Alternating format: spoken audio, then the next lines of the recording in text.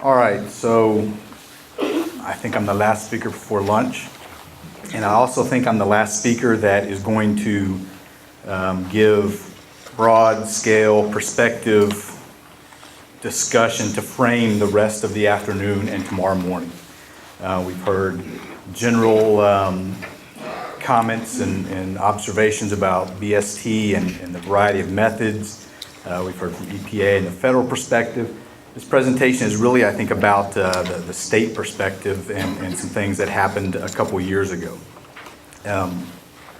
First two slides are really, for most of the audience, a refresher, but there's about 12 other states besides Texas that are represented in this audience, and about maybe 15 to 20% of the people in the crowd are not from Texas. So this will be a point of view perspective of Texas water quality.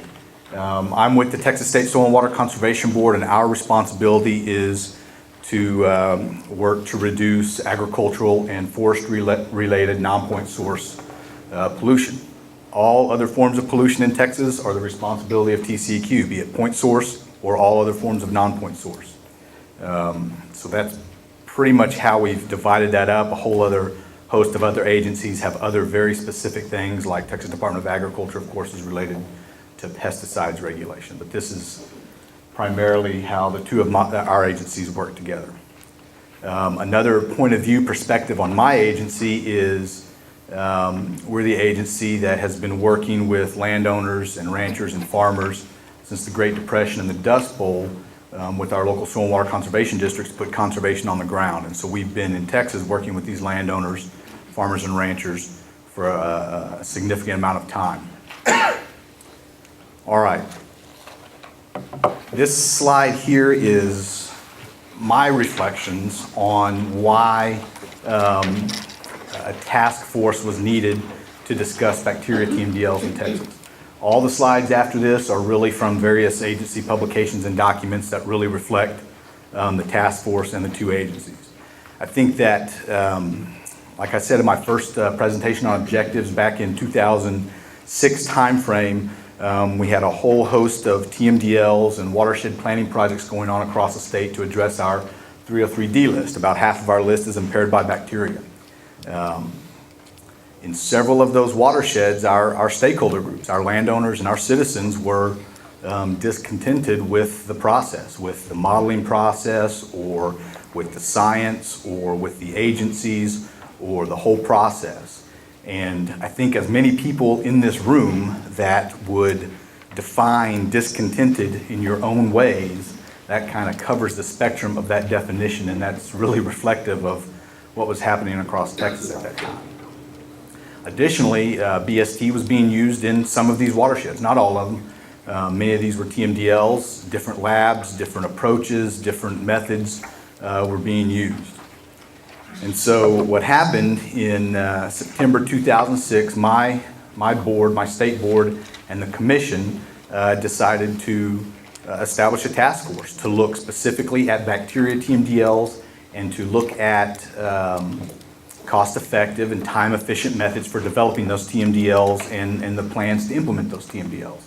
The task force was charged primarily with three topics: to look at models, to look at computer models and how our understanding of bacteria and those models is doing, how they come together. Look at the same things for bacterial source tracking. That was the second main topic. Look at these different methods, what has worked, what hasn't worked, and where the science is going. And thirdly, to kind of look at an overall roadmap for research and development on bacterial indicators, on water quality standards, on BST, on models, on the whole smorgasbord of potential bacteria R&D needs. And so the task force was primarily 7 people. These were the 7 people that were charged by the state board and the commission to look at these issues, and these reflect their affiliations at that time. Some of these people have moved on now. Dr. Mott and Dr. George DiGiovanni particularly have moved to different entities. Dr. Jones was the chair. The other 6 people divided up those 3 topics. And so Dr. Rafai and Serini looked at modeling. Dr. Mott and Dr. DiGiovanni looked at bacterial source tracking, and finally Dr. Houck and Ward looked at the R&D nodes. But these guys didn't work in a closed situation. Many of the people in this room and a whole host of others served as expert advisors to this task force. I think we had 50 or 60 expert advisors that were very active in the task force discussions.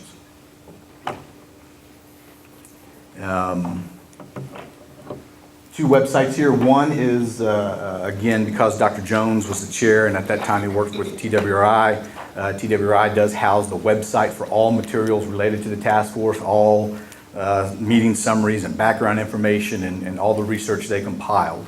And then specifically the report, the final report of that task force is also available on the TWRI website. And as you can see, it took nearly a year to wrap the report up and get it reviewed and get it published.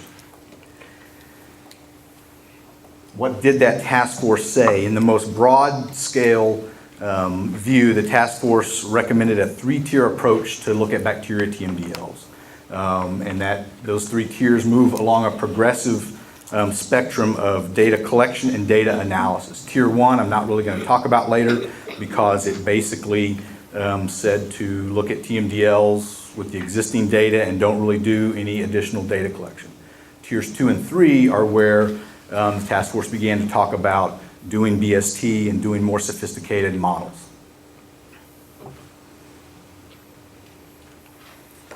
So what did the State Board and the Commission do with that task force report? Again, the short of it is that they adopted those recommendations wholesale and adopted the task force report and directed staffs of both agencies to begin executing those recommendations from the task force and to continue looking at the research and development needs and the scientific needs for bacteria and BST and model.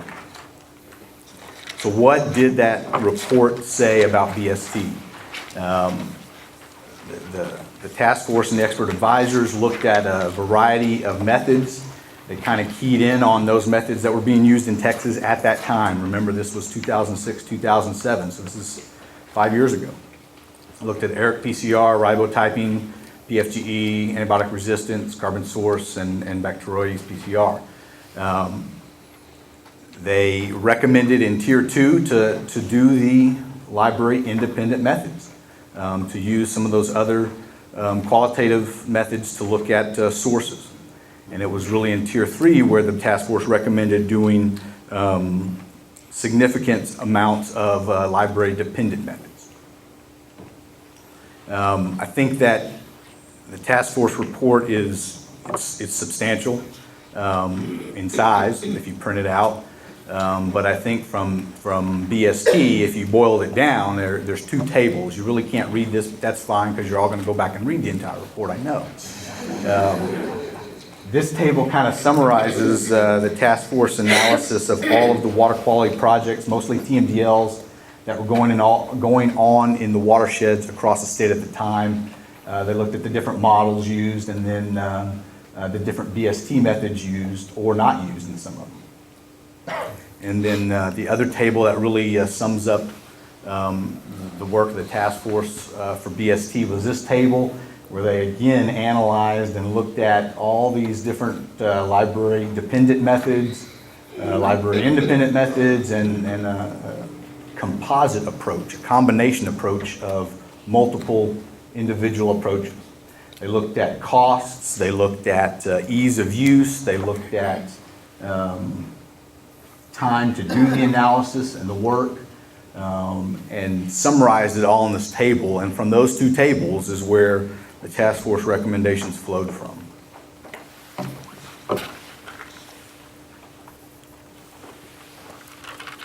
These are a couple bullets about BST in general. The task force felt it was very important that if we're going to use BST in a watershed with stakeholders, if that's going to be one of the tools in the toolbox that's used, we need to make sure that the expectations of the agencies and the stakeholders involved are clearly defined, and we also need to clearly define the capabilities of whatever BST methods are going to be used up front before you really get into doing the science itself. Again, as Dr. Harwood's presentation pointed out earlier, the issues with regrowth and impacts in the sediment and water column, that all has to be taken into account when you look at BST. That third bullet, there's going to be a whole presentation and discussion on that later on, I think this afternoon or maybe tomorrow morning, about that discriminant ability. I think some of the presentations earlier talked about, you know, if you have a two-way split, if you're only interested in human and non-human, or if you're more interested in human and wildlife and livestock, what level of discrimination can the results provide? I think that, for me, one of the more important conclusions was that, the fifth bullet there, that the task force believed and concluded that no single BST method should be relied on in almost every cases. And that's going to get to their recommendations here in a minute. And then there's some discussion in general about library independent methods. So this is that bullet about no single method, I think. Specifically about library dependent BST, the task force concluded that we should use in Texas one of three combination methods. So we should be using ERIC PCR combined with riboprinting, or ERIC PCR combined with antibiotic resistance, or carbon source combined with antibiotic resistance. It was recognized, I think we discussed this already in a couple other presentations, about library development and the costs associated with that, and the need to build on work that's already been done.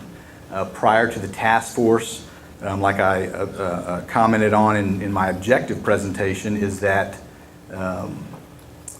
in the early 2000s, the state, through my agency and TCEO, had invested significant dollars in beginning to build that capacity in Texas. And so the task force said that we should continue to build on that existing resource and develop that infrastructure. Specifically about library independent BST, the task force again recognized that it may have more, may be more cost effective, may be more rapid, but at that time it was a little unclear, less clear 5 years ago where library independent BST could go. And so there were some specific concerns raised in the task force report about geographic stability and interpreting the results compared to our E. coli or Enterococcus water quality standards with the Bacteroides marker. But the task force did recommend, like I said, in Tier 2, if we're going to do library independent PCR, we should run the markers for human ruminants, horse, and swine. At that time, those were the ones that, the markers that the task force felt confident with.